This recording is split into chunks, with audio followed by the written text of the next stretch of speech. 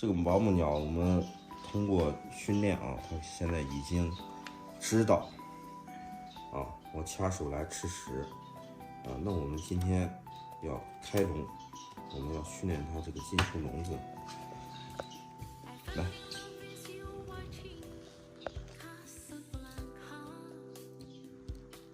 哎，来到我手上来，还是比较犹豫啊。哎，你刚才都来了嘛？来，那我把手搭在这个位置上，让它先上来。哎呦，好，奖励，哎，立马就回去，叼一口，立马就回去。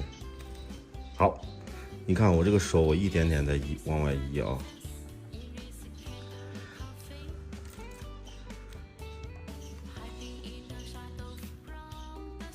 好，然后我给它指一下，让它回去。好，回去我们立马在笼子侧面给它一个奖励。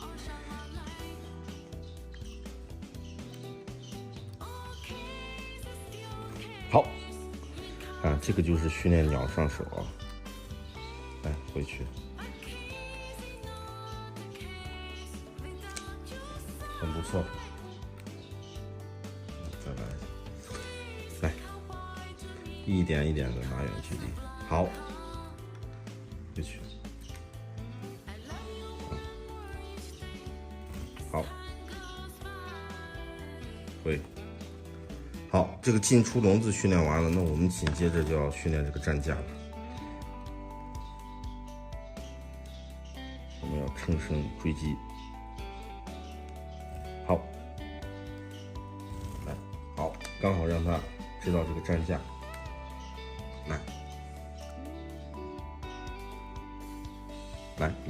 来，比较犹豫啊。哎，好嘞，然后再训练它回站架。好，这就叫上道了啊。到这一步啊，鸟训练到这个状态，那就是这个鸟已经上道了。你看这个保姆鸟这个脚底下这个纹路啊，这个皮很大了，估计有5、6年，5、6岁的。来，好，来再来一次，再来一次。你看它嚼东西都基本嚼不动啊。好，回去。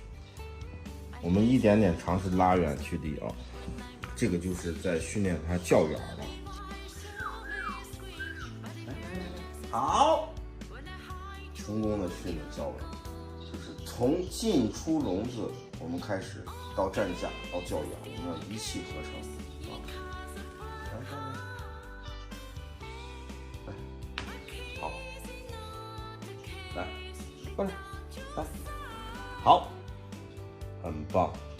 这个就是我们训鸟啊，从掐手吃食到出笼子啊，这些训练啊，一定就是先从这个叫回开始训练，把这个叫回要训练好，然后我们后面对它进行一些就身体动它一下呀，摸它一下，对它这些训练。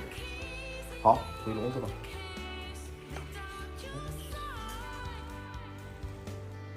来，过来啊！来，回笼子，看，给它就直接灌出这个回笼子，回笼子有吃的。关门。